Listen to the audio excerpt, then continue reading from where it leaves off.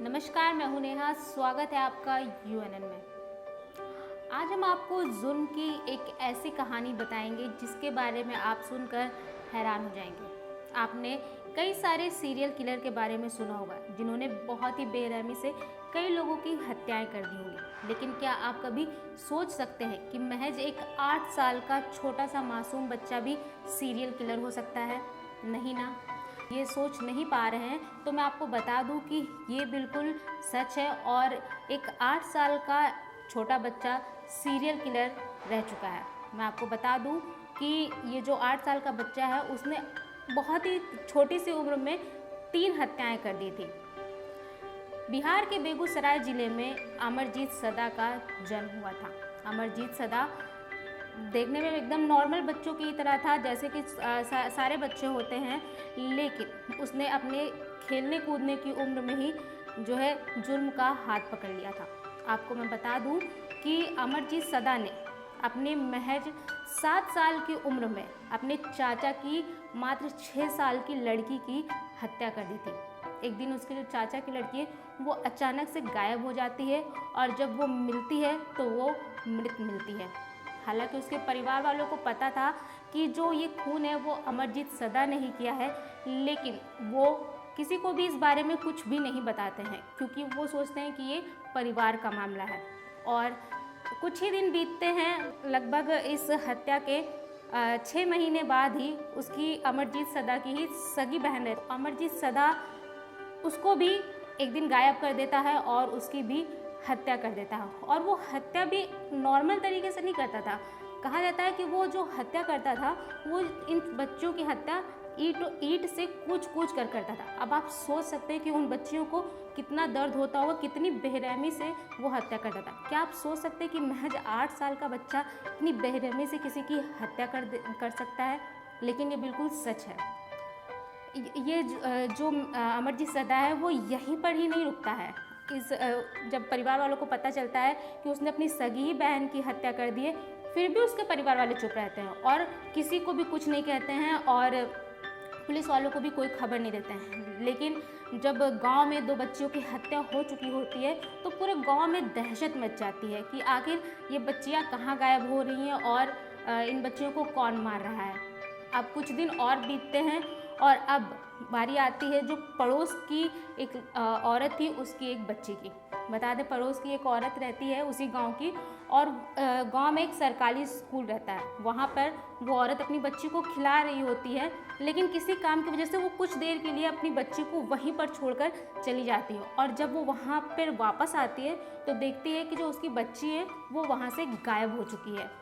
अब वो सोचती है कि आखिर उसकी वो जो बच्ची रहती है वो महज 6 महीने की रहती है। अब 6 महीने की बच्ची अपने आप से कहीं जा भी नहीं सकती है, इसलिए वो बहुत परेशान हो जाती है और पूरे गांव में अपनी बच्ची को ढूंढने लगती है। वो गांव के हर एक आदमी से पूछती है कि क्या किसी ने उसकी बच्ची को देखा है, तो गांव में किसी भी व्यक्ति ने उस बच्चे को नहीं देखा होता है। अब वो परेशान होकर पुलिस स्टेशन जाती है और पुलिस वालों से जो ये सारी बातें वो कहती है। पुलिस स्टेशन उसकी बात सुनती है, एफआईआर दर्ज करती है और उस बच्ची की तलाश करने लगती है।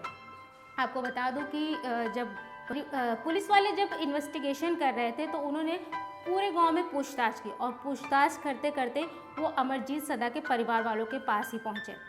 अब उन्होंने पूछा कि क्या उन्होंने उस बच्ची को देखा है, तो इस पर अमरजीत सदा के परिवार वालों ने कहा कि हमें तो उस बच्ची के बारे में कुछ भी नहीं पता, लेकिन आप हमारे बेटे अमरजीत सदा से पूछिए, उसको ज़रूर पता होगा।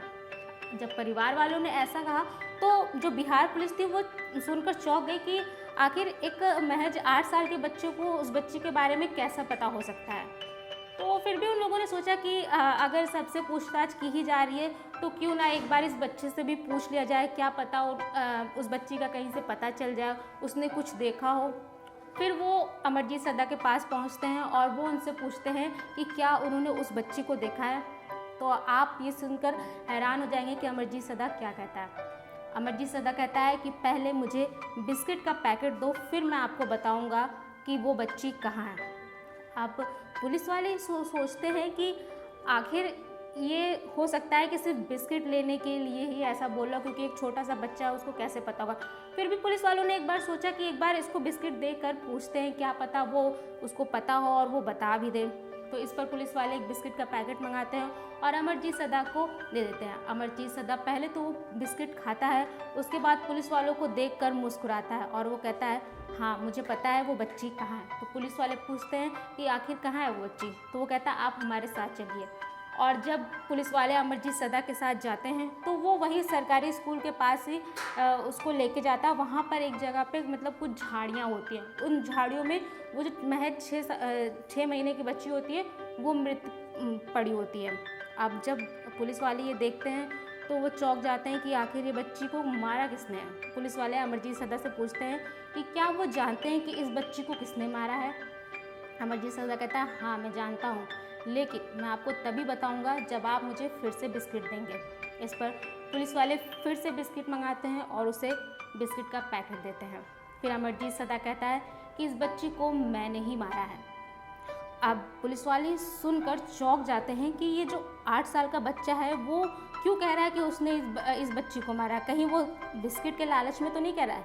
लेकिन जब अमरजीत के सदा के परिवार वालों से पूछा जाता है तो अमरजीत सदा के परिवार वाले कहते हैं कि हाँ ऐसा हो सकता है, क्योंकि उनके खुद के परिवार की जो 2 बच्चियां हैं उनकी भी हत्या अमरजीत सदा ने की थी, और जो ये तीनों हत्याएं हुई थी वो एक ही तरह से हुई थी, ईंट से कूच कर हुई थी।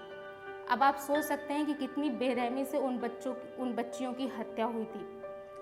अमरजीत सदा से जब पूछा जाता है कि वो आखिर ऐसा क्यों करता है, उसको वो इस तरह से क्यों हत्या करता है और उसके दिमाग में ये हत्या करने का ख्याल कहाँ से आया, तो उसने कहा कि जब मैं किसी को तकलीफ़ में देखता हूँ, जब मैं किसी को रोता हुआ देखता हूँ तो मुझे बहुत मज़ा आता है।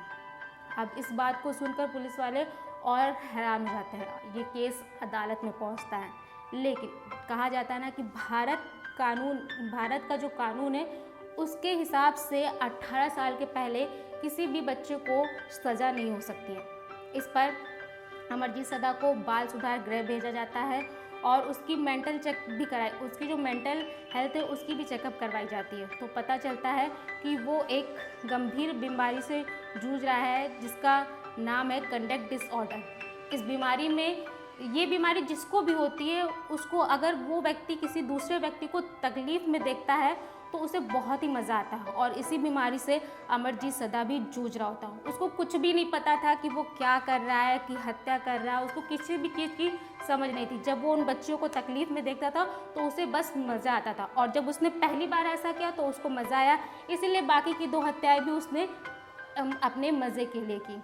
हालांकि उसको पता नहीं था कि वो क्या कर रहा है, किसी की हत्या कर रहा है, लेकिन फिर भी उसने चाहे बीमारी में चाहे जानबूझकर अपनी महज छोटी सी उम्र में जुर्म का हाथ पकड़ लिया था, और आज बिहार की गलियों में वो सबसे छोटे सीरियल किलर के नाम से जाना जाता है। उसको मिनी सीरियल किलर भी कहा जाता है।